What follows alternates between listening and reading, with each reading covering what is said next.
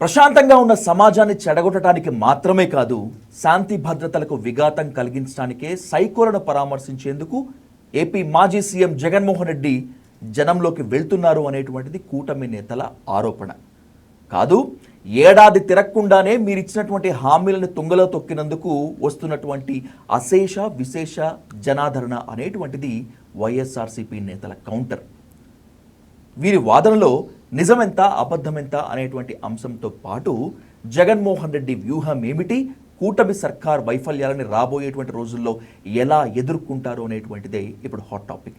ఇదే అంశంపై ఇన్ డీటెయిల్గా ఇన్ డెప్త్గా డిస్కస్ చేసేందుకు let's invite YSRCP official spokesperson doctor M Nagamalleswari garu on to the dial news hot seat with Vijay సాధు.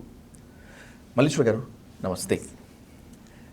నిన్న జగన్మోహన్ రెడ్డి గారి నెల్లూరు పర్యటన, ఇదంతా సమాజంలో చిచ్చు రేపటానికి అనేటువంటిది కూటమి ఆరోపణ.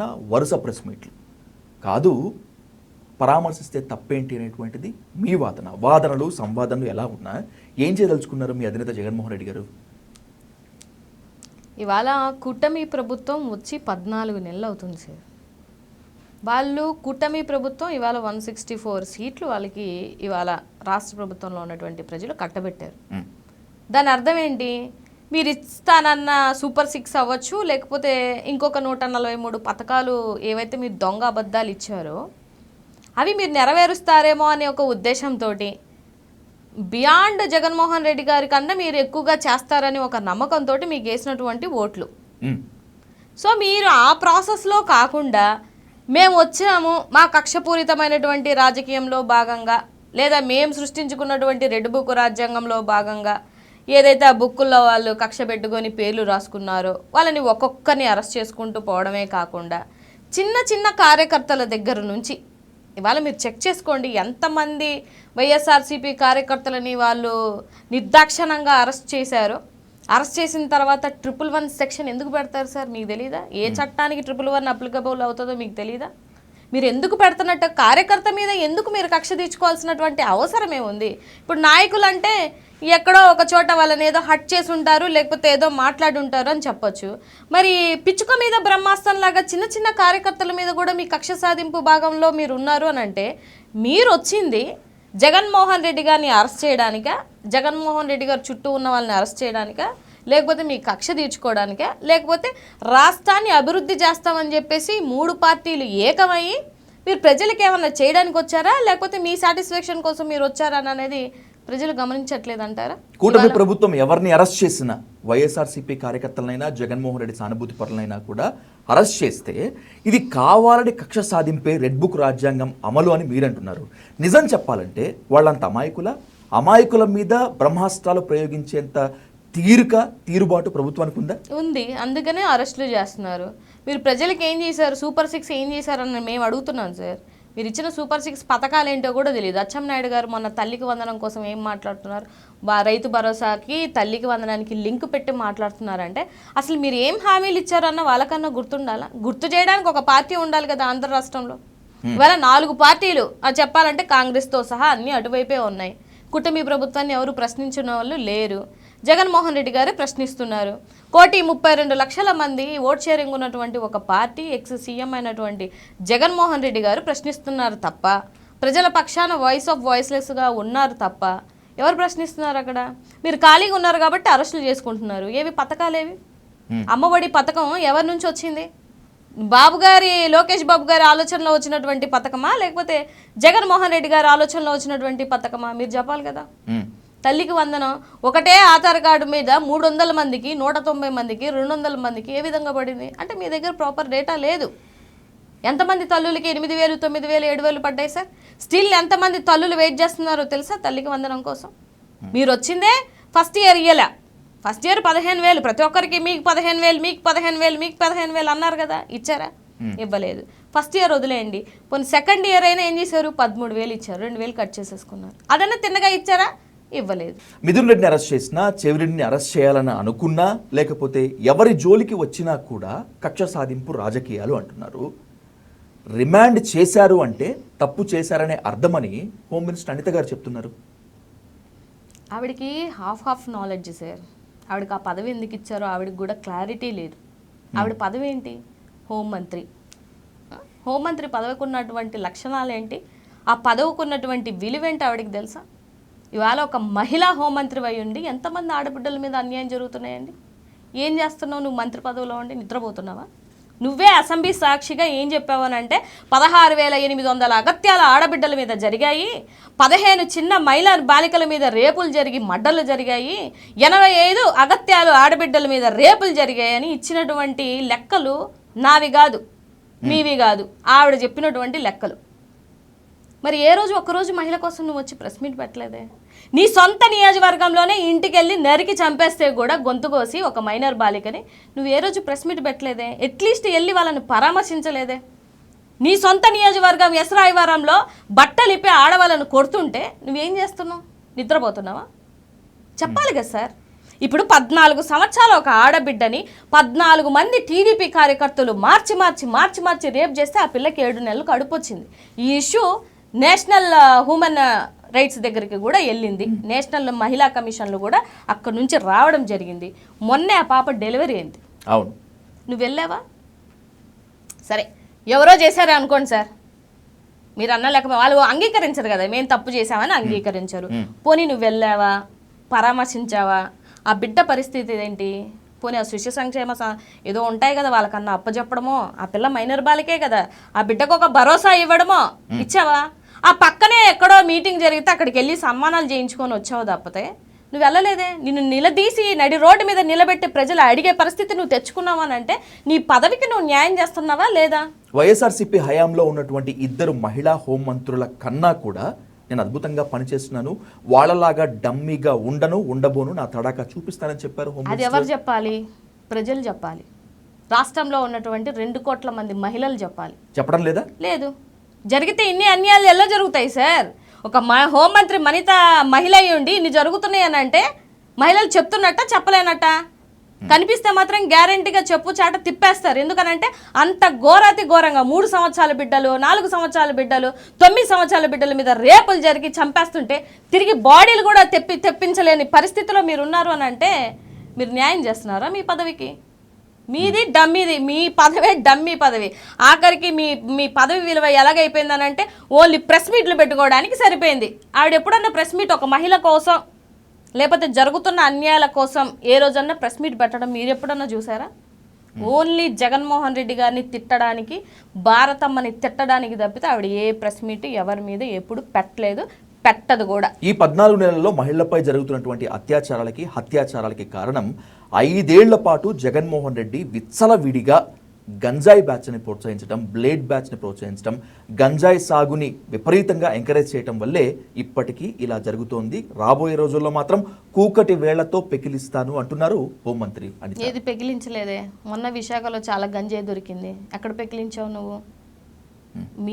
మీ సొంత జిల్లా అనకాపల్లి జిల్లాలోనే, నేను ఆ జిల్లాలోనే ఉన్నానండి, ఆ సొంత జిల్లాలోనే ఒకడు ఆ గంజాయి తాగే ఆ పిల్లని గొంతు కోసి చంపేసి వెళ్ళాడు. వాళ్ళ సొంత జిల్లాలో జరిగినటువంటి ఇష్యూ. వైజాగ్లో కూడా అత్తా కోడల్ని ఇద్దరిని, అమ్మ కూతుర్ని ఇద్దరిని ఒకటి ఈ గంజాయి తాగి చంపేసి వెళ్ళిపోయాడు. మరి ఏం చేసావు? ఎక్కడ ఆగింది? చెప్పినట్టు మీరు చెప్పినట్టుగా ఆగాలి కదా సార్. ఇప్పుడు నేను చెప్పిన ఏమీ అబద్ధాలు కాదు, రీచెక్ చేసుకోండి. అన్నీ జరిగినటువంటి సంఘటనలే, జరగలేనటువంటి సంఘటన ఒకటి కూడా లేదు. మీరేం చేశారు? అసలు అంతకుముందు దిశ యాప్ అన్నా ఉంది, ఆ దిశ యాప్కి కూడా పేరు మార్చి ఏదో పేరు పెట్టుకున్నారు. మొన్నటిదాకా యాప్ లేదు. యాప్ ఉందంటే ఓ భరోసా ఉండేది. మీరు ఏమీ కంట్రోల్ చేయకుండా లా అండ్ ఆర్డర్ విచ్చలవిడగా చేసేసుకొని మీ కంట్రోల్లోనే లేదు, మీ పదవి మీ కంట్రోల్లోనే లేదు. అది ఎవరి కంట్రోల్లో ఉందో రాష్ట్రంలో ఉన్నటువంటి అందరికీ తెలుసు. ఏదో డమ్మీ ప్లేస్లో, అది కూడా ఎలాగంటే జగన్మోహన్ రెడ్డి గారు పెట్టినటువంటి భిక్షే ఒక రకంగా చెప్పాలనంటే. ఆయన హయాంలో ఉన్నప్పుడు హోంమంత్రి ఒక ఎస్సీకి, దళిత మహిళకి ఇచ్చారు కదా, ఆ ఫేజెస్లో ఇప్పుడు నీకు ఇచ్చారు. టీడీపీ ఇన్ని సంవత్సరాల్లో ఎప్పుడైనా ఒక హోంమంత్రి పదవి ఓ దళిత మహిళకి ఇచ్చారా? మహిళలకు అలాగే కులానికి సంతృప్తి పరిచేందుకే. ఎప్పుడు ఆవిడ కులానికి సంతృప్తి పరిచింది? మొన్నే కదా ఏదో ప్రెస్ మీట్లో అంటే నేను విన్నాను. కులానికి చట్టాలకి సంబంధం లేదు అని అంటున్నావు. మరి నీ విషయం వచ్చినప్పుడు నేను దళిత మహిళని 10 సార్లు ఎందుకు 10 సార్లు ప్రెస్ మీట్లు పెట్టి నువ్వు మాట్లాడావు? ఎందుకు మాట్లాడావు? మరి ఆ రోజు నీకు దళిత కార్డు గుర్తొచ్చిందా? ఇవాళ నువ్వు హోంమంత్రి పదవిలో ఉంటే నీ దళితులు ఎవరు నీకు గుర్తు రావట్లేదా? నీ నియోజకవర్గంలోనే అంబేద్కర్ గారి విగ్రహాలు తలలు నరికేస్తుంటే ఏం చేస్తున్నావు? నేను వెళ్ళాను ఆ రోజు పైకరావుపేట. నాకు అక్కడున్న నా దళిత సోదరులు పిలిస్తే నేను వెళ్ళాను. నువ్వు వెళ్ళలేదే. కనీసం ఏం జరిగిందో కూడా తెలుసుకోలేకపోయావే. అంటే మీకు పదవులు వచ్చేదాకా దళిత కార్డు వాడుకుంటారా? పదవులు అయిపోయిన తర్వాత మీకు దళిత కార్డు అయిపోయినట్టేనా? దళితులకు అన్యాయం జరిగితే మీరు ప్రశ్నించరా? మీరు మాట్లాడరా? మీరు ఆ కార్డు వాడుకోనే కదా ఇవాళ హోంమంత్రి అయ్యారు. మరి మీరు నిలదీసి నిగ్గదీసి అడిగితే వీళ్ళ దగ్గర సమాధానాలు ఉండవు సార్. చెప్పాను కదా, ఆవిడ ఓన్లీ ఫర్ ఏమంటారు ఇంటర్వ్యూస్ ఇచ్చుకోవడానికి, ప్రెస్ మీట్లు పెట్టుకోవడానికి తప్ప ఆవిడ పదవికి ఏ విలువ ఆంధ్ర రాష్ట్రంలో లేదు. ప్రభుత్వం వచ్చినటువంటి కొత్తల్లో మీరు విమర్శలు స్టార్ట్ చేసినప్పుడు చంద్రబాబు నాయుడు గారిని, లోకేష్ని బాగా టార్గెట్ చేసేవాళ్ళు, పవన్ కళ్యాణ్ని లైట్గా తీసుకునేటువంటి వాళ్ళు మీరు కానీ, జగన్మోహన్ రెడ్డి కానీ. ఈ మధ్య ఎందుకో వీళ్ళిద్దరికన్నా కూడా ఎక్కువ ప్రాధాన్యం పవన్ కళ్యాణ్కి ఇచ్చి విమర్శిస్తున్నారు. ఎందుకని? పవన్ కళ్యాణ్కి భయపడుతున్నారా, లేకపోతే నిజంగానే పవన్ కళ్యాణ్ తన మాటలు నిలబెట్టుకోవట్లేదా? ఎవరు భయపడుతున్నారని అడుగుతున్నారు. మా పార్టీ నేతలు, వైఎస్ఆర్సీపీ నేతలు. పవన్ కళ్యాణ్ చూసి ఆయన పార్టీ ఓటింగ్ షేరింగ్ ఎంత మేము చూసి భయపడడానికి? మీ అంత ఓటింగ్ షేరింగ్ ఆయనకి లేకపోవచ్చేమో, కానీ 21 స్థానాల్లో నిల్చుంటే 100% స్ట్రైక్ రేట్ కదా. ఎట్లా సార్ 100% స్ట్రైట్ రేటింగ్? ఇటు నాకు అసలు ఈ పాయింటే నాకు నచ్చదు. 21 ఎన్ని నియోజకవర్గాలకి 21 నిల్చోబెట్టుకున్నారు మీరు? అంటే 175 నియోజకవర్గాలు. అంటే మీరు 21 నిలబెట్టుకున్నారంటే 175 నియోజకవర్గాల్లో నిలబెట్టుకునే కెపాసిటీ ఉన్నట్టా లేనట్టా? నాకు చెప్పండి ఆ విషయం. ఉన్నట్టా లేనట్టా? ఓడిపోనివ్వండి, గెలవనివ్వండి, రిజల్ట్ అనేది మన చేతుల్లో లేదు, వదిలేయండి. కానీ 175 నియోజకవర్గాల్లో నిలబెట్టుకునేటువంటి కెపాసిటీ మీకు లేక మీరు 3 పార్టీలు ఏకమైపోయి బీజేపీ 8 సీట్లు, మీరు 21 సీట్లు, మిగతాయి టీడీపీ నిలబడింది. నేను గతంలో కూడా ఒక ఎగ్జాంపుల్ చెప్పాను. ఒక మమ్మీకి 2 కొడుకులు ఉంటారంట. అందులో ఒక కొడుకు వెళ్ళి మమ్మీ నేను సెకండ్ వచ్చానంటే మమ్మీ అంటదంట ఎంతమంది రన్నర్స్ అంటే 2. అంటే ఫస్ట్ ఆల్రెడీ ఒకడు విన్నర్ అయ్యాడు, రన్నరే. మీరు ఒప్పుకోకపోవచ్చు, నేను ఒప్పుకునేది 100% స్ట్రైక్ రేట్ తో పవన్ కళ్యాణ్ ఒక సునామీ లేకపోతే ట్రాక్ రికార్డ్ సృష్టించారంటే మీరు ఒప్పుకోకపోవచ్చు. కానీ సీఎం చంద్రబాబు నాయుడు గారే చెప్తున్నారు కదా, ఏపీలో కూటమి సర్కార్ అధికారంలోకి రావడానికి నా తమ్ముడు పవన్ కళ్యాణ్ ఇచ్చినటువంటి మనోస్థైర్యము, అండదండ, సహకారం మాత్రమే కారణం. మరి అలా అయితే లోపల వాళ్ళు ఎందుకు కొట్టుకుంటున్నట్టు సార్ నాకు తెలియక అడుగుతాను. మీరు చెప్పండి. ఎక్కడ బయటపడలేదు వాళ్ళు ఎందుకు పడట్లేదండి? నిన్న నాగబాబు గారు విశాఖపట్నానికి వెళ్ళారు. అక్కడ సంబంధించినటువంటి 15వ వార్డుకి ఒక మహిళా ప్రెసిడెంట్ అడిగింది. ఆ వీడియోలు కూడా వైరల్ అవుతున్నాయి, చూడండి. కార్పొరేట్ భర్త కూడా నిలబెట్టి అడిగాడు, మైక్ కట్ చేయండి, ఉంటే ఉండండి లేకపోతే లేదు అన్నాడా లేదా? ఆ మాట ఆయనే కదా అన్నారు, నేను కాదు. ఇప్పుడు పవన్ కళ్యాణ్ గారు కూడా ఏమంటున్నారు, కూటమిలో మేము ట్రావెల్ అవుతాము, ఉండాలనుకున్న వాళ్ళు ఉండండి, వద్దనుకున్న వాళ్ళు వెళ్ళిపోండి. ఆయనే అన్నారు కదా, మీరు ప్రశ్నించొద్దు, మీరు కూటమిని ప్రశ్నించొద్దు, చచ్చినట్టుగా టీడీపీతో బీజేపీతో మనం పనిచేయాల్సిందే, మీరు నోళ్ళు లేపొద్దు, మిమ్మల్ని కుక్కల్ని కొట్టినట్టుగా కొట్టినా కూడా మీరు మాట్లాడొద్దు అంటున్నారంటే అర్థమేంటి సార్? ఇప్పుడు మిమ్మల్ని నమ్మి కదా వచ్చారు. 10 సంవత్సరాలు జనసేన జెండా మోసిన వాళ్ళకి ఎవరికైనా సీట్ ఇచ్చారా? అతను 21 అంటున్నారు కదా, ఈ 21లో 16 మంది టీడీపీ నుంచి వచ్చి, పక్క పార్టీల నుంచి వచ్చి కండువాలు కప్పుకొని తీసుకున్నటువంటి సీట్లు అవి. మరి నీ జెండా మోసి నీ కింద పనిచేసి 10 ఏళ్ళు నువ్వు సీఎం అవుతావని వెయిట్ చేసి కష్టపడిన వాళ్ళు చాలామంది ఉన్నారు. వాళ్ళందరికీ ఎందుకు ఇవ్వలేదు? వైసీపీ అరాచకాన్ని సమాధి కట్టాలంటే త్యాగాలు అవసరము, ఒంటరి పోరుకు వెళ్తే నేను గెలవలేను కాబట్టి ఇలా త్యాగాలు చేస్తున్నానని చెప్పారు కదా. ఒంటరి పోరు కాదు, నాకు ఆ స్థాయి లేదు, నాకు ఆ శక్తి లేదు, నాకు ఆ కెపాసిటీ లేదని చెప్పినటువంటి వ్యక్తి పవన్ కళ్యాణ్ గారు. నీకు ఆ స్థాయి, నీకు ఆ శక్తి లేనప్పుడు నువ్వు ఎందుకు పార్టీ పెట్టావు? కలిపేయాల్సింది కదా. మీరు ఒప్పుకుందే కదా స్టేజ్ మీద, నేను చెప్పేది కాదు అది. మళ్ళీ నాకుబడి ఏడుస్తారు జనసేన నాయకులందరూ. మీ నాయకుడు చెప్పినటువంటి మాటలు అవి. మనకు అంత కెపాసిటీ లేదు, అంత దమ్ము లేదు, ఒంటరిగా పోరాడేటువంటి శక్తి లేదు అని చెప్పింది ఎవరు? పవన్ కళ్యాణ్ గారే. మరి అలాంటప్పుడు మీరు పార్టీ పెట్టడం ఎందుకు? నేను పార్టీ పెట్టాను సార్, నేను సీఎం అవ్వాలని పెట్టుకుంటానా, లేకపోతే మీ కూడికని చేయడానికి నేను పార్టీ పెట్టుకుంటానా? ఎవరికి టార్గెట్ అయినా కూడా సీఎం అవ్వాలనే కదా. ఆబ్వియస్లీ నువ్వు ఇంకా 20 సంవత్సరాలు నేను చంద్రబాబు నాయుడు గారినే సీఎం చేస్తాను, చంద్రబాబు నాయుడు గారిని నిలబెడతాను అని అంటే నువ్వు 20 సంవత్సరాల దాకా నువ్వు అవ్వము. ఇప్పుడే నీకు 50 ఇంకా 2 అంటే 70. ఆంధ్రప్రదేశ్కు రాజధానే లేని ఆంధ్రప్రదేశ్కు ఇంకా క్లియర్ కట్గా చెప్పాలంటే రాజధాని లేకుండా వైసీపీ చేసినటువంటి ఆంధ్రప్రదేశ్కు ఒక సమర్థత నాయకత్వం ఇవ్వగలిగినటువంటి వ్యక్తి చంద్రబాబు నాయుడు అవసరం. అందుకోసమని ఆయనతో ఉంటానని చెప్పి పవన్ కళ్యాణ్ అన్నారని ఎందుకు అనుకోకూడదు? ఆ ఉద్దేశంతో వల్ల ఆయన అనలేదే. ఆయన ఎక్కడ వీళ్ళు మింగిల్ అయ్యారు, ఏ సమయంలో వీళ్ళు 3 పార్టీలు ఏకమయ్యాయి, ఎందుకు ఏకమయ్యాయి అనేది ఆయనే స్టేజ్ మీద ఆ రోజు ప్రెస్ మీట్ పెట్టి చెప్పినటువంటి విషయాలు తెలుసు. ఇవాళ రాజధాని లేదు అని అంటే రాజధాని లేదు అనడానికి కారణం ఏంటి? అప్పుడు ఉన్నటువంటి ఉమ్మడి రాష్ట్రం విడిపోవడం, దాన్ని విచ్చలవిడిగా డోర్లేసి మరి విడదీయడం, ఆ రోజు విడదీసినటువంటి ఆలోచన దృక్పథంతో ఉన్నటువంటి పార్టీని ఇవాళ ఆంధ్రప్రదేశ్లో భూస్థాపితం చేశారు. ఇది అందరికీ తెలిసినటువంటి విషయం. అప్పుడు ఉమ్మడి రాష్ట్రంలో ఉన్నప్పుడు హైదరాబాదును ఒక్కడనే డెవలప్ చేశారు కాబట్టి ఇవాళ తెలంగాణ అటు వెళ్ళిపోయినప్పుడు హైదరాబాద్ అటు వెళ్ళిపోయింది కదా.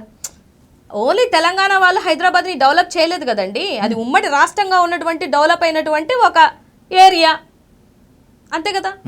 ఇవాళ ఇప్పుడు నేను అడుగుతుంది ఏంటంటే ఇప్పుడు అమరావతిని చేస్తారు, రేపొద్దున రాయలసీమ వాళ్ళు లేకపోతే ఉత్తరాంధ్ర వల్ల మాకు స్పెషల్ స్టేటస్ కావాలి లేకపోతే స్పెషల్ చేసేయండి, రాష్ట్రం చేసేయండి అని నన్ను అడిగారు అనుకోండి, అప్పుడు ఏమద్ది? అమరావతి అడిపోద్దా? ఇప్పుడు వీళ్ళు తీసుకొచ్చినటువంటి కాన్సెప్ట్ ఏంటి? ఆ రోజు మనం నష్టపోయిందే నష్టపోకూడదు. ఇప్పుడు 3 ఏరియాలలో 3 ప్లేసులు డెవలప్ అయితే తప్పేంది సార్? నేను అడుగుతున్నాను. ఆ రోజు మనం చేసినటువంటి మిస్టేక్ వల్లే కదా హైదరాబాద్ మనం వదిలేసుకోవాల్సినటువంటి అవసరం వచ్చింది, ఈ రాష్ట్రానికి రాజధాని లేకుండా పోయింది. మరి మొన్న అసెంబ్లీ సాక్షిగా మన చంద్రబాబు నాయుడు గారు ఏం చెప్పారు అని అంటే విశాఖని ఆర్థిక రాజధానిగా నేను ప్రతిపాదిస్తున్నాను అని అన్నారు. మరి ఈ మాటే కదా జగన్మోహన్ రెడ్డి గారు కూడా అనింది, ఈ మాటే కదా అన్నది, ఇంకా వేరే మాట ఏం అనలేదు కదా.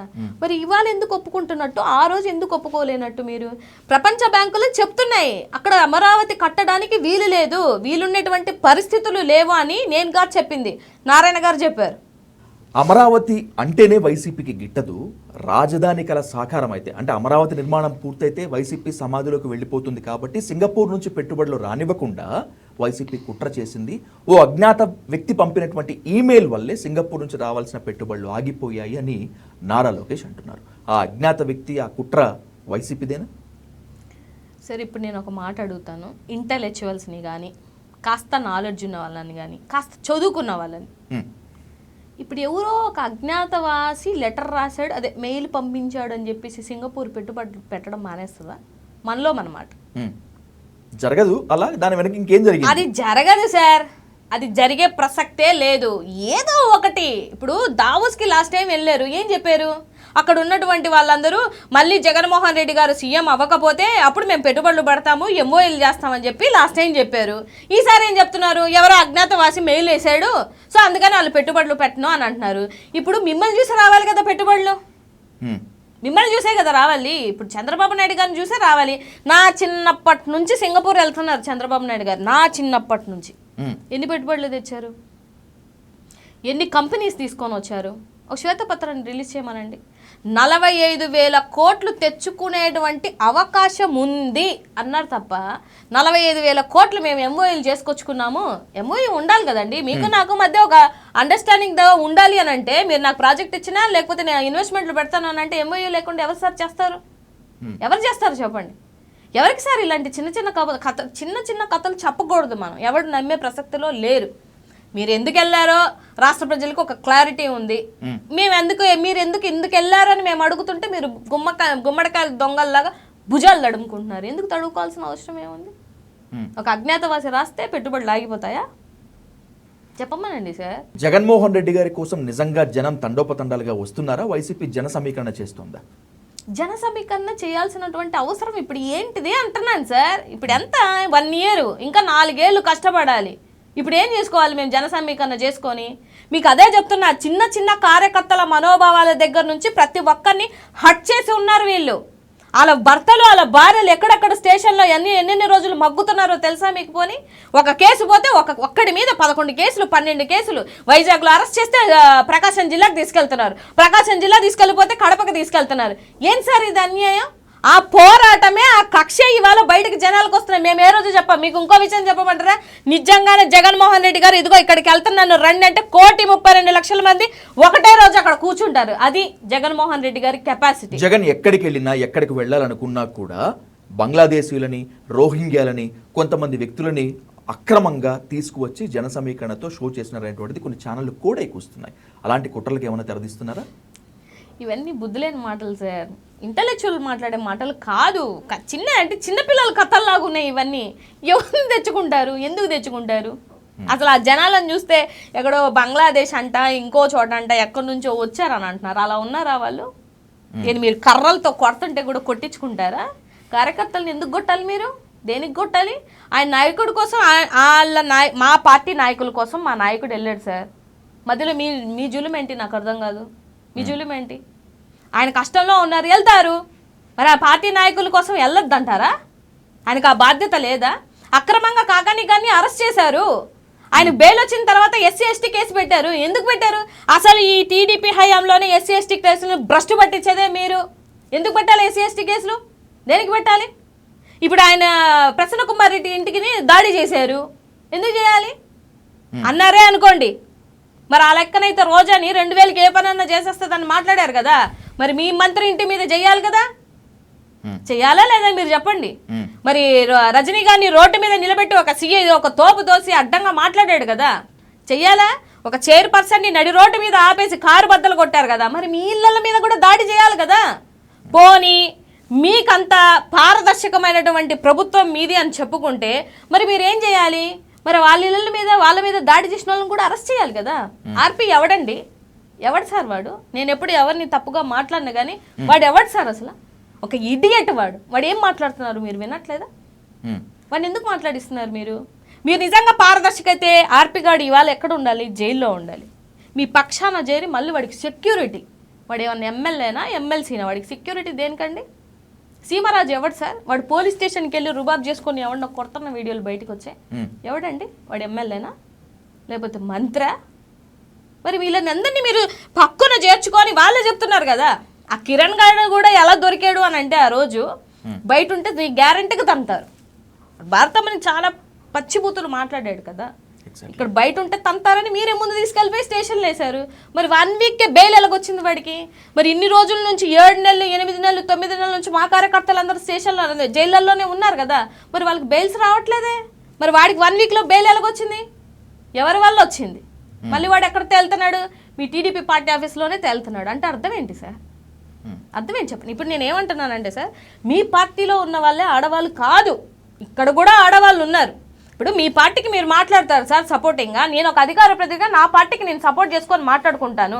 నేను ఇప్పుడు మాట్లాడాను కదా, ఒక్క బూత్ మాట మాట్లాడానా? నేను సబ్జెక్టే కదా మాట్లాడాను.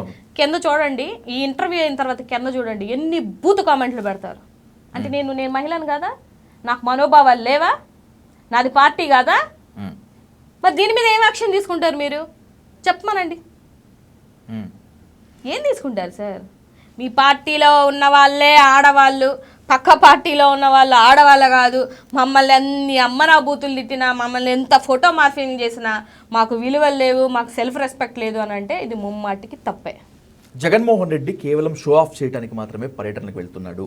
బెట్టింగ్ మాఫియాలో కీలకంగా ఉన్నటువంటి వ్యక్తి చనిపోతే పల్నాడుకు వెళ్ళాడు. అలాగే ప్రశాంత్ రెడ్డిని చాలా దారుణంగా అవమానించినటువంటి పరామర్శ కోసం నెల్లూరు వెళ్ళాడు అనేటువంటిది టీడీపీ చేసినటువంటి ఆరోపణలు.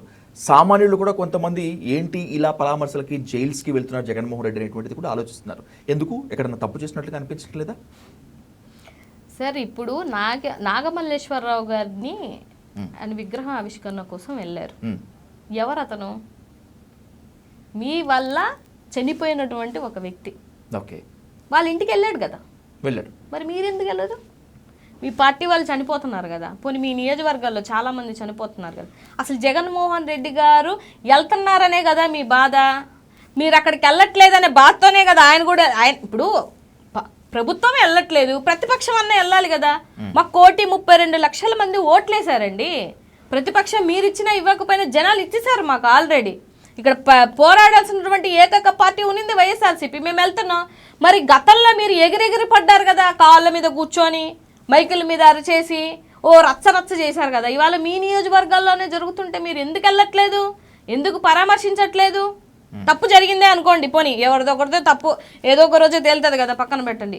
మరి అట్లీస్ట్ వెళ్ళి పరామర్శించాలి కదా, ఎందుకు వెళ్ళట్లేదు, ఎందుకు చేయలేకపోతున్నారు? అంటే ఇవాళ మీకు పదవులు వచ్చిన తర్వాత అధికార మదం పైకి నెత్తికెక్కిన తర్వాత వెళ్ళలేకపోతున్నారా, లేకపోతే ఆ రోజు చేసింది నాటకమా, లేకపోతే ఇవాళ చేస్తుంది రియల్ అనేది జనాలకు అర్థం అవ్వదంటారా? ఆయనకి ఏం అవసరం సార్ ఇవాళ క్రెడిబిలిటో లేకపోతే బ్రాండ్ ఇమేజో? ఆల్రెడీ బ్రాండ్ ఇమేజ్ ఉన్నటువంటి నాయకుడు జగన్మోహన్ రెడ్డి గారు. ఆయన కొత్తగా ఏంది చూసుకునేది నాకు అర్థం అవ్వట్లేదండి.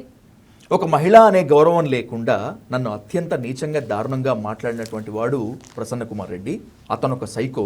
అతన్ని సపోర్ట్ చేయడానికి ఇంకొక సైకో విజయవాడ నుంచి వచ్చాడు. ఇతనికి నైతికత ఉందా అని జగన్మోహన్ రెడ్డిని నిలదీసింది ఎమ్మెల్యే ప్రశాంత్ రెడ్డి గారు. ఏం చెప్తారు? దానికి ముందు వాళ్ళు ఏం మాట్లాడారు సార్? నేనేమంటున్నానంటే టీడీపీలో వీళ్ళకు, టీడీపీయే కాదు జనసేన కూడా వీళ్ళకున్నటువంటి ఒక రోగం అనుకోండి, ఇంకోటి అనుకోండి, ఫస్ట్ పోక్ చేస్తారు. ఓకే, మీరు అబ్జర్వ్ చేయండి, నేను సిచ్యువేషన్స్ చెప్తాను అనుకోండి.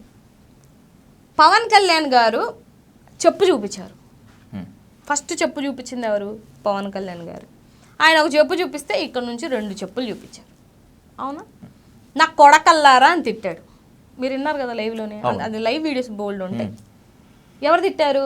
పవన్ కళ్యాణ్. అప్పటికి పవన్ కళ్యాణ్ ఏంటి, ఏమీ కాదు, ఒక పార్టీ పెట్టుకున్నాడు అంతే. నువ్వు లైవ్లో ఉన్నటువంటి గవర్నమెంట్లో ఉన్నటువంటి ఎమ్మెల్యేలని మంత్రుల్ని నా కొడకల్లారా పీక బిసికేస్తాను, నా కొడకల్లారా తాడ తీసేస్తాను, నా కొడకల్లారా రోడ్డు మీద తరిమి తరిమి కొడతాను అని చెప్పేసి మాట్లాడారు కదా. అక్కడ మాట్లాడిన తర్వాత ఇక్కడ కౌంటర్లు వచ్చాయి. వీళ్ళు ఏంటంటే, వీళ్ళే కాదు జనాలు ఏంటంటే, మనం 2014 నుంచి 19 చేసింది గుర్తులే, అంతకుముందు చేసింది గుర్తులే, ఓన్లీ 19 నుంచి 24 కోసం మాట్లాడుతున్నారా మీరు? మీరేం చేశారో మీకు గుర్తులేదా? ఇప్పుడు ఏదైనా లెక్కలు నిలిచాలన్నా, న్యాయం చెప్పాలన్నా వాళ్ళ ప్రభుత్వంలో ఏం జరిగిందో లెక్కలు తీయమనండి. మా ప్రభుత్వంలో ఏం జరిగాయో లెక్కలు తీద్దాం. అక్కడ సంక్షేమం జరిగిందా, ఇక్కడ సంక్షేమం జరిగిందా కూడా లెక్కలు తీద్దాం. అక్కడ అప్పులు జరిగాయా, ఇక్కడ అప్పులు జరిగాయా కూడా లెక్కలు తీద్దాం. అక్కడ అన్యాయాలు జరిగాయా, ఇక్కడ అన్యాయాలు జరిగాయా కూడా లెక్కలు తీద్దాం. అన్ని లెక్కలు తీద్దాం. అక్కడ మద్యం కుంభకోణాలు జరిగాయి, ఇక్కడ మద్యం కుంభకోణాలు జరిగాయి కూడా తీద్దాం.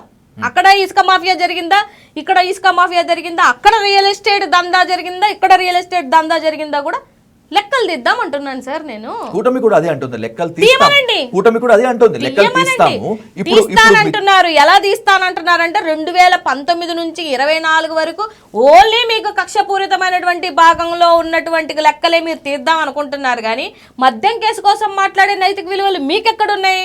మీ నాయకుడే మద్యం కేసు మీద బెయిల్ మీద తిరుగుతున్నాడు కదా. అంటే అర్థమేంటి సార్? మీకు మాట్లాడే నైతిక విలువలు ఉన్నట్టా లేనట్టా? మనం ఆ కేసు మీద ఉండి, మనం ఆ కేసు మీద బెయిల్ మీద ఉండి, మనం కుంభకోణం, మాఫియా, డాన్, బిగ్ బాస్ అంటే ఎలా అవుతుంది? రాబోయే రోజుల్లో జగన్మోహన్ రెడ్డి ఏపీ లిక్కర్ కేసులో వాళ్ళు చెప్తున్నటువంటి స్కామ్లో అరెస్ట్ తప్పదు అంటున్నారు. అప్పుడు ఏం చెప్తారు? అరెస్ట్ చేసుకోమని జగన్మోహన్ రెడ్డి గారే చెప్పారు కదండి. ఎందుకు అరెస్ట్ చేస్తే ఎక్కువ సానుభూతి వస్తుందా? సానుభూతి ఏముంటుంది వాళ్ళకి తెలీదా? సానుభూతి వస్తుంది అరెస్ట్ చేస్తానని. అవునా కదా? అలాగైతే చంద్రబాబు నాయుడిని అరెస్ట్ చేసినప్పుడు సానుభూతి వస్తుందని జగన్ గారికి తెలియదా? నిజంగా ప్రూఫ్లు ఉంటే అరెస్ట్ చేసుకోమనండి. ఆయన తడపల్లిలోనే ఉంటారు, ఎక్కడికి వెళ్ళరు కదా. ఎప్పుడు వస్తారు, ఎప్పుడు వెళ్తారో మీ షెడ్యూల్ కన్నా జగన్మోహన్ రెడ్డి గారి షెడ్యూల్ మీద మీకు చాలా ఆతృత తెలుసు కదా. మీ దగ్గర ప్రూఫ్లు ఉండి, ప్రాపర్ ప్రూఫ్లు ఉండి, ఇప్పుడు వరకు సిట్టు ఒక్క ప్రెస్ మీట్ పెట్టలేదు సార్. ఎందుకు పెట్టలేదు? నిన్న హైదరాబాద్లో 11 కోట్లు దొరికాయి అని అంటున్నారు. 11 కోట్లు దొరికినప్పుడు ఇన్కమ్ ట్యాక్స్ ఉండదా? ఇన్కమ్ ట్యాక్స్ రైడ్ అవ్వదా? వాళ్ళకి లెక్కలు చెప్పాల్సినటువంటి బాధ్యత లేదా? మీరెవరు మద్యం డబ్బులని డిసైడ్ చేయడానికి? లేకపోతే ఆ డబ్బాల మీద ఏమైనా మద్యం డబ్బులని రాసుంచారా? చెప్పాలి కదా సార్, లెక్కలు చెప్పాలి కదా. ఇప్పుడు మిథున్ రెడ్డి గారిని అరెస్ట్ చేశారు. మిథున్ రెడ్డి గారిని కొన్ని క్వశ్చన్స్ వేసింది సిట్. ఏమని వేసింది? మీ అకౌంట్లోకి 5 కోట్లు వచ్చాయి అని. అప్పుడు కరోనా టైంలో కన్స్ట్రక్షన్ ఫీల్డ్లో ఉన్నప్పుడు ఆ కంపెనీ నుంచి 5 కోట్లు వచ్చాయి, కరోనా రావడం మూలన మళ్ళీ రిటర్న్ చేశాము 5 కోట్లు అని కూడా స్టేట్మెంట్తో సహా ప్రూఫ్లు చూపించారు. అంటే వాళ్ళకి తెలియదు కదా 2024లో మీరు వస్తారు, ఈ మద్యం కేసులో మిథున్ రెడ్డి గారిని అరెస్ట్ చేస్తారు, అబ్బో అప్పుడు ఈ స్టేట్మెంట్ చూపించుకోవాలన్న ఐడియా రాదు కదా సార్ ఎవరికి. మేము గెలుస్తామనే నమ్మకంతోనే కదా మేము ఉన్నాం ఆ రోజు. మరి నీకు పారదర్శకంగా క్లియర్గా స్టేట్మెంట్లు చూపించారు కదా. తర్వాత విజయసాయిరెడ్డి గారు మీరు ఇదే ఒక సిట్టింగ్లో ఉన్నారు అని చెప్పేసి మాట్లాడారు. ఆయన ఏమన్నారు, నా గూగుల్ హిస్టరీ చెక్ చేసుకోండి అని చెప్పారు కదా. చేశారా మీరు? చేయకుండా ఏ ప్రాసెస్లో ఏ ప్రాతిపదికలో మిథున్ రెడ్డి, అది ప్రెజెంట్ ఉన్నటువంటి ఎంపీని మీరు అరెస్ట్ చేశారు అని అడుగుతున్నాను సార్ నేను. ప్రూఫ్లు ఉండాలి కదా. పోనీ ఒక ఒక ప్రెస్ మీట్ అన్నా పెట్టిందా? లిక్కర్ స్కామ్ అంటూ ఎంత హడావిడి చేసినా రాబోయేటువంటి రోజుల్లో ఇప్పుడు అరెస్ట్ చేసిన వాళ్ళు, మీరు అరెస్ట్ చేయాలనుకున్నటువంటి వాళ్ళు కడిగిన ముత్యాల్లాగా బయటకు వస్తారు అని చెప్పి మీ పార్టీ చెప్తోంది. వైసీపీ నేను కూడా అదే చెప్తాను సార్. ఏంటి మీ ధైర్యం ఏంటి? ఆధారం లేకుండా చేశామనా, లేకపోతే అసలు ఈ కేసు నిజంగా ఏమి ఉండదనా? ఏమీ లేదు సార్. ఇవాళ చేవిరెడ్డి గారు కూడా ఏం చేశారు, ఏమీ లేదనే చెప్తున్నారు. ధనుంజయ రెడ్డి గారు కూడా అదే చెప్తారు, లేకపోతే మిథున్ రెడ్డి గారు కూడా అదే చెప్తారు. ఇప్పుడు మొన్న సిట్ మెన్షన్ చేసినటువంటి పాయింట్స్ మీరు చదువునంటే అందులో ఏముందనంటే 3,500 కోట్లు మద్యం మీద వచ్చినటువంటి డబ్బు ఎలక్షన్ టైంలో చేతులు మారాయి, ఆ ఎలక్షన్ టైంలో ఆ డబ్బుని పంచిపెట్టారు ప్రజలకి అన్న పాయింట్ ఉందో లేదో మీరు చెక్ చేయండి ఒకసారి. మెన్షన్ చేశారు అంటే అర్థం ఏంటిది? 3,500 కోట్లు ఎలక్షన్లో చేతులు మారుతుంటే ఈసీ ఏం చేస్తుంది? నిద్రపోతుందా సార్? మీరు చెప్పండి. ఈసీ నిద్రపోతుందా? మరి ఈసీ నిద్రపోతుంటే ఈసీని కూడా ఇంక్లూడ్ చేయండి. జనాలకి ఇచ్చేశారు అని అంటే సింపుల్గా నేను ఇచ్చాను మీకు 3,500 కోట్లు అని నేను అంటాను సార్. మీరు ఎలా ఏ ప్రాతిపదికలో మీరు ప్రూవ్ చేసుకోవాలి? కాసేపు ఏమంటారు గోల్డ్ ఎక్కడో కొన్నారు అని అంటారు, కాసేపు ఏమంటున్నారు ల్యాండ్లు కొన్నారు అని అంటున్నారు. ల్యాండ్ కొంటే రిజిస్ట్రేషన్ చేయాలి కదా. ఇప్పుడు 3,500 కోట్లు నష్టం జరిగింది, అదే 3,500 కోట్లకి ఇప్పుడు ఈ వీళ్ళు చెప్తున్నటువంటి ప్రాసెస్లో ఎక్కడన్నా అన్యాయం జరిగిందే అనుకోండి. ఓకే, ఇప్పుడు మళ్ళీ ఎప్పుడైనా మనం లీగల్గా మాట్లాడినప్పుడు ఏం మాట్లాడతామంటే మళ్ళీ రెక్టిఫై చేయాలి కదా. 3,500 కోట్లు ఎక్కడ ఏం జరిగిందని రెక్టిఫై చేసే ప్రాసెస్లో చెక్ చేస్తాం కదా సార్, అంతే కదా. ఇప్పుడు గోల్డ్ అన్నారు, ఏవి ఆ గోల్డ్ అంతా ఎక్కడుంది తెలియాలి కదా. పోనీ రిజిస్ట్రేషన్ అంటే రిజిస్ట్రేషన్ చేసి ఉంటారు కదా, చేయకుండా ఇప్పుడు ఆ డబ్బు ఎక్కడో చోట పెట్టుండాలి కదా సార్. ఏది అంటున్నాను నేను. నిన్న కూడా మేము 1కి 10 సార్లు మీ దగ్గర ప్రూఫ్ ఏముంది, డబ్బులేయి ఎక్కడ పట్టుకున్నారు ఏంటి అని అడిగితే ఆ 11 కోట్లు ఎవరిదో బయటికి తీశారు. వాళ్ళ దగ్గర ఏ ప్రూఫ్లు లేవు సార్. ఈ 11 కోట్లే మద్యం ద్వారా వచ్చినటువంటి కుంభకోణంలోని డబ్బులు అని ఎవరు ప్రూవ్ చేస్తున్నారు? ఎవరు ప్రూవ్ చేయగలరు? పోనీ మీరు ప్రజలకు ఏమైనా చెప్పగలుగుతారా? Simple point. దీనికి ఏం పెద్ద ఇదేం ఆలోచించాల్సిన అవసరం లేదు కదా. సో రాబోయే రోజుల్లో జగన్మోహన్ రెడ్డి అరెస్ట్ ఉండదు, ఒకవేళ ఉన్నా కూడా దేనికైనా సిద్ధమే. ఏపీ లిక్కర్ స్కామ్ అనేటువంటిది నీరుగారిపోతుంది ఖచ్చితంగా. 100% కడ్డిగిన ముత్యాల వలె అందరూ బయటకు వస్తారు. వెయిట్ చేయండి, అందులో డౌట్ లేదు. వరుస అరెస్టులు, వరుస కేసులు, ఈ ఆరోపణలు మొత్తం అంతా మాకు సానుభూతిగా మారతాయి, ప్రజల్లో ఒక రకమైన అటెన్షన్ క్రియేట్ చేస్తాయి అనేటువంటి ఒక ఇంపాక్ట్లో వైసీపీ ఉన్నట్లుగా కనిపిస్తోంది. కూటమి మాత్రం రాబోయే రోజుల్లో సినిమా చాలా గట్టిగా ఉంటుంది అని చెప్తోంది. ఏంటి అసలు? ఎవరికి సినిమా గట్టిగా ఉంటుంది? ఇంకెవరికి? కూటమికి గట్టిగా ఉంటుంది. ఎందుకనంటే మాది పక్కన పెట్టండి. ఇప్పుడు నేను నా పార్టీ తరపున కాబట్టి నేను నా పార్టీ వైపు మాట్లాడుకున్నాను అని అనుకుంటారు. ఓకే, గ్రౌండ్ రియాలిటీలో వీలైతే మైకులు పట్టుకొని వెళ్ళి ప్రజల దగ్గరికి వెళ్ళండి. వాళ్ళ పరిస్థితులు ఎలాగున్నాయి, వాళ్ళ యొక్క ఏమంటారు, వాళ్ళ జీవనోపాధి ఉందా పోయిందా, వాళ్ళకి ఇస్తానన్నటువంటి ప్రామిసులు ఇప్పుడు ఇదంతా కాదు సార్. 3,500 కోట్లు అంటారు, 1,00,000 కోట్లు అంటారు, ఇంకోటి అంటారు. సామాన్య ప్రజలకి ఏం కావాలి?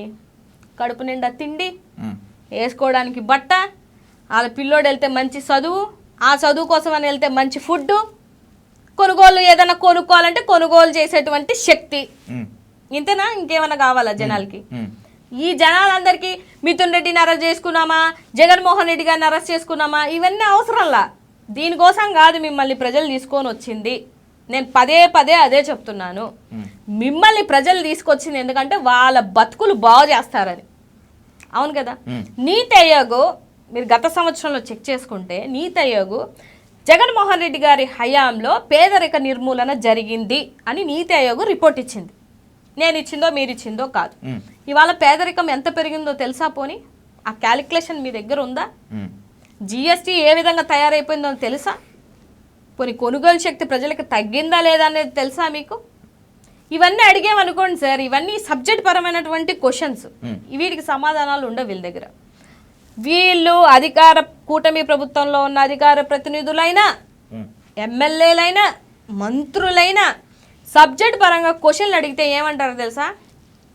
తల్లిని వదిలేశారు, చెల్లిని వదిలేశారు, చెల్లికి ఆస్తి ఇవ్వలేదు, బాబాయ్ వెన్నుపోటు. ఈ తప్పితే వాళ్ళ నోట్ల నుంచి ఏమొస్తున్నాయండి? మీరు అడగండి. నిన్న కూడా హోంమంత్రి గారు అన్నారు కదా, అవును, తల్లికి చెల్లికి అని. ఇప్పుడు నువ్వు సబ్జెక్ట్ పరంగా అడగాలనుకున్నప్పుడు సబ్జెక్ట్ పరంగానే అడగాలి. నువ్వు 10 సార్లు తల్లికి చెల్లి అని మాట్లాడుతుంటే ఒక్కసారి తిరిగి వాళ్ళు ఒకే ఒక పర్సనల్ క్వశ్చన్ నిన్ను అడిగారు అనుకోండి, ఎక్కడ పెట్టుకుంటావు తల నువ్వు? వాళ్ళు అంటున్నారనో వీళ్ళు అంటున్నారనో కాదు మల్లీశ్వరి గారు, నైతికంగా కూడా చాలా మంది ఇదే క్వశ్చన్ అడుగుతారు. నిజమే కదా, తల్లికి చెల్లికి న్యాయం చేయలేని, తల్లిని చెల్లిని దగ్గర పెట్టుకోలేనటువంటి జగన్మోహన్ రెడ్డి రాష్ట్రంలో ఉన్న మహిళలకు మొత్తానికి పెద్దన్నలాగో లేకపోతే పెద్ద బిడ్డలాగో ఎలా ఉంటారు అనేటువంటిది. సార్, ఇవాళ ప్రతి ఒక్క ఇంట్లో పర్సనల్ ఇష్యూస్ ఉంటాయి సార్. ఇవాళ మాట్లాడుతున్నటువంటి హోంమంత్రి అనితాలో పర్సనల్ ఇష్యూస్ లేవా? ఉన్నాయి కదా. ఏమున్నాయని నేను మాట్లాడను, ఉన్నాయా లేవా? ఉంటాయి, ప్రతి ఒక్కరింట్లో ఉంటాయి. దాన్ని రాజకీయంగా తీసుకొని వచ్చి రుద్దాల్సినటువంటి అవసరం లేదు. ఇప్పుడు ఆయన ఎక్స్-సీఎం, రాష్ట్ర పరంగా ఏమన్నా క్వశ్చన్లు అడగాలనుకుంటే 100 సార్లు ప్రెస్ మీట్ పెట్టుకొని అడగమనండి. చెప్పే బాధ్యత కూడా జగన్మోహన్ రెడ్డి గారికి ఉంది. మేము కూడా రెస్పాండ్ అవుతాం అధికార ప్రతినిధులుగా. ప్రతిసారి తల్లి చెల్లి ఆస్తి, ఇప్పుడు చంద్రబాబు నాయుడు గారు ఉన్నారు, మేము అనలేక కాదు, కానీ మా పార్టీకి ఒక లైన్ ఉంది కాబట్టి మేము అనట్లేదు. ఇప్పుడు ఆవిడ ఇప్పుడు తల్లి చెల్లని ఆయన పర్సనల్గా ఎత్తుతున్నారు కదా, ఇప్పుడు హోంమంత్రి గారిని పర్సనల్గా మాట్లాడితే ఆవిడ పరిస్థితి ఏంటండి? కానీ మేము మాట్లాడం, మా విలువలు అవి కాదు. ఇన్నిసార్లు ఆవిడ తల్లి చెల్లి అని ప్రతిసారి ఆవిడ మాట్లాడుతున్నా కూడా అసలు తల్లికి కూడా విలువ లేనటువంటి వ్యక్తి నువ్వు. గతంలో ఆవిడ మాట్లాడినటువంటి మాటలు మీరు వినలేదా? విజయమ్మని ఏమంటారు? విజయమ్మ. భారతమ్మని ఏమంటారు? భారతమ్మ. మరి అమ్మ అంటే మీకు ఆవిడ ఏమవుతుందని అడిగారు కదా, ఆవిడ అడిగింది. ఆ వీడియోలు ఉన్నాయి, చూడండి. వీలైతే నేను మాట్లాడుతున్నప్పుడు ఆ వీడియోలు కూడా వెయ్యండి. మరి ఆ నైతిక విలువలు లేకుండా అంత తల్లిని బూతు మాట్లాడినప్పుడు మరి నీ మీద యాక్షన్ తీసుకోవాలి కదా జగన్మోహన్ రెడ్డి గారు. తీసుకోలేదే. ఎందుకంటే ఆడవాళ్ళ మీద రాజకీయం చేయరు జగన్మోహన్ రెడ్డి గారు. మీరు చేస్తారు ఆడవాళ్ళ మీద రాజకీయాలు. ఇవాళ ఎక్స్ మినిస్టర్ అయినటువంటి రజనీ గారిని కానీ, చైర్పర్సన్ అయినటువంటి వ్యక్తిని కానీ, ఎంపీపీ అయినటువంటి వ్యక్తుల్ని కానీ ఇవాళ ఆడవాళ్ళ మీద నిర్దాక్షిణంగా సార్. ఒక ఎంపీపీ నైటీ వేసుకుంటానంటే కూడా నైటీ మీద ఉన్నానయ్యా, నేను చీర కట్టుకునే టైం ఇవ్వండి అన్నా కూడా ఇవ్వకుండా వ్యాన్లు ఎక్కించుకున్నటువంటి పరిస్థితులు. ఆడవాళ్ళ మీద రాజకీయం చేస్తుంటే ఏం రాజకీయ పార్టీ సార్? నాకు తెలియక అడుగుతాను. ఎంతమంది ఆడవాళ్ళని అరెస్ట్ చేశారో తెలుసా మీకు? మీరు మీ కూటమి ప్రభుత్వంలో లేరా? అందరూ శుద్ధపూసలేనా? ఎవరు బూతులు మాట్లాడట్లేదా? ఎవరు ప్రశ్నించట్లేదా? ఆఫ్టర్ ఆల్ ఒక ఎక్స్ సీఎంని, ఆఫ్టర్ ఆల్ నువ్వు పులివెందుల ఎమ్మెల్యే సైకో జగన్, అరే జగన్ అని మాట్లాడుతున్నారు కదా. ఏ రోజైనా జగన్మోహన్ రెడ్డి గారి నోట్ల నుంచి విన్నారా? ఆయన ఏ రోజైనా అరే పవన్, అరే చంద్రబాబు, అరే లోకేష్ అన్నాడా? ఆయన అండు మమ్మల్ని కూడా అననివ్వడు. నేను ఏ రోజైనా కూడా చంద్రబాబు నాయుడు గారు అనే అంటాను, అనిత గారు అనే అంటాను. సింగులర్గా మాట్లాడడానికి ఎంతసేపు అని సార్? మనం చదువుకున్నాం, మనకు నైతిక విలువలు ఉన్నాయి, మా పార్టీకి ఒక నైతిక సిద్ధాంతం ఉంది. మమ్మల్ని మాట్లాడడానికి వద్దనే అంటారు ఆయన. ఏ రోజు మాట్లాడండి అనే మాకేం భుజం తట్టి సమర్థించరు. ఆ పార్టీ లైన్లోనే మేము పనిచేస్తున్నాం. మీరు you can check my videos. ఏ రోజు నేను నోరు జారి మాట్లాడినా? మాకు సిద్ధాంతాలు ఉన్నాయి. కానీ మీరు ఇవాళ హోంమంత్రి పదవిలో ఉండి కూడా జగన్ అంటది, జగన్ అని ఆవిడ అంటది. ఒక సీఎంని ఎక్స్-సీఎంకి ఇవ్వాల్సినటువంటి రెస్పెక్ట్ అనేది మరి మనకు తల్లిదండ్రులు నేర్పించిన థింగ్ సార్. నువ్వు జగన్ అంటే జగన్ గారినే కాదు, జగన్ గారిని అభిమానించే 1,32,00,000 మంది మనోభావాల్ని నువ్వు దెబ్బతీస్తున్నావన్న విషయం కూడా నీకు అర్థం కావట్లా. అది నేను చెప్తున్నాను. రైట్. ఒక ప్రశ్నతో ముగిస్తాను మల్లీశ్వరి గారు. రాబోయే రోజులు మరింత గడ్డుగా ఉంటుంది, అరెస్టులు ఉంటాయి, తప్పు చేసిన వాళ్ళని ఎట్టి పరిస్థితుల్లో కూడా వదిలేది లేదు అని చెప్పి సాక్షాత్తు సీఎం చంద్రబాబు నాయుడు గారు చెప్తున్నారు. అలాగే నారా లోకేష్ కూడా వార్నింగ్ ఇస్తున్నారు. చూద్దాం, ప్రజల్లోకి వెళ్తాను, ప్రజలతోనే తేల్చుకుంటాను అని జగన్మోహన్ రెడ్డి గారు మరొక పాదయాత్రకు సిద్ధమవుతున్నట్లుగా అర్థమవుతోంది. ఏది ఏమైనప్పటికీ వైసీపీ టార్గెట్ ఏంటి రాబోయే రోజుల్లో? సార్, వీళ్ళు ఇలాగే బిహేవ్ చేస్తే ఎప్పుడో జరగాల్సినటువంటి పాదయాత్రకి వీళ్ళే రెడ్ బుక్ తిలకని దిద్దినట్టు జగన్మోహన్ రెడ్డి గారికి. ఇది రాసి పెట్టుకోండి. జనాల్లోకి ఆయన వచ్చారు అని అంటే మీకు ఏంటవుతుంది అన్న విషయం వాళ్ళకి కూడా ఫుల్ క్లారిటీ ఉంది. ఇవాళ వాళ్ళ మంత్రులకే వాళ్ళ ఎమ్మెల్యేలకే తెలుసు సార్. ఎందుకు అని అంటే మీరు మీటింగులకు పిలుస్తుంటే కూడా ఒక 70 నుంచి 80 మంది ఎమ్మెల్యేలు మొన్న రాలేదు. మీ మాటే ఎవరు వినట్లేదు. తానానా ఎక్కడికో వెళ్ళారు కదా, మీకు తెలిసి వెళ్ళారా తెలియకుండా వెళ్ళారా? మీరు వద్దన్నా వెళ్ళారా లేకపోతే ఏంటనేది మీకు తెలీదా? మీ పవన్ కళ్యాణ్ గారే హోంమంత్రి పనితీరు బాగాలేదంటారు, మీ ఎమ్మెల్యేలు మీ పనితీరు బాగాలేదంటున్నారు. మేం చెప్పడం ఏంటి? మీ ఎమ్మెల్యేలు చెప్తున్నారు ఆ విషయం. మద్యాలు దుకాణాలన్నీ తీసుకొని వచ్చి ఆలయాల దగ్గర కాలేజీల దగ్గర పెడుతున్నారని చెప్పేసి మీ ఎమ్మెల్యేలు చెప్తున్నారు, మేం కాదు. దాన్ని మేము ప్రశ్నిస్తున్నాం ప్రజల పక్షాన ఉండి. మీరు ఇదే రెడ్డిబుక్ రాజ్యాంగం అనుకుంటూ మీరు ఇదే పరిపాలన చేస్తున్నారు అంటే అర్థం ఏంటంటే, జగన్మోహన్ రెడ్డి గారు మీరు గతంలో చేసింది కాదు పరిపాలన, ఇలాగ చేసి నేర్చుకోండి అని చెప్పేసి కార్యకర్తల దగ్గర నుంచి అందరినీ హట్ చేసుకుంటూ వస్తున్నారు. నిజంగానే జగన్మోహన్ రెడ్డి గారు 2.0లో ఎవరైతే అన్యాయం చేస్తున్నారో, ఎవరైతే తొత్తులుగా ఉంటున్నారో వాళ్ళందరికీ ఆయన సినిమా చూపిస్తానా లేదా అనేది ఆయన చెప్పినటువంటి విషయం. ఇదైతే 100కి 200% జరుగుద్ది సార్. ఎందుకనంటే ఇళ్ళల మీద దాడులు కానీ, అన్యాయంగా రేపులు కానీ, ఇంటి మీదకి వెళ్ళి కొట్లాడడం కానీ, ఇంటి మీదకి వెళ్ళి రేపులు చేయడం కానీ, ఇవాళ రాష్ట్రంలో చాలామంది ఇక్కడ ఉన్న వాళ్ళని కూడా పక్క రాష్ట్రానికి పంపించే పరిస్థితి మీరు రాష్ట్రంలో తీసుకొచ్చారు. కాబట్టి ఇదే పరిస్థితి 2029లో జరిగితే, జగన్ 2.0లో జరిగితే మీ పరిస్థితి ఏంటనేది మీ ఊహకే వదిలేస్తున్నాను నేను. రైట్. ట్రైలర్లైనా సినిమాలైనా రాబోయేటువంటి రాజకీయం మాత్రం మరింత రసవత్తరంగా మారుతున్నట్లు మాత్రం కనిపిస్తోంది.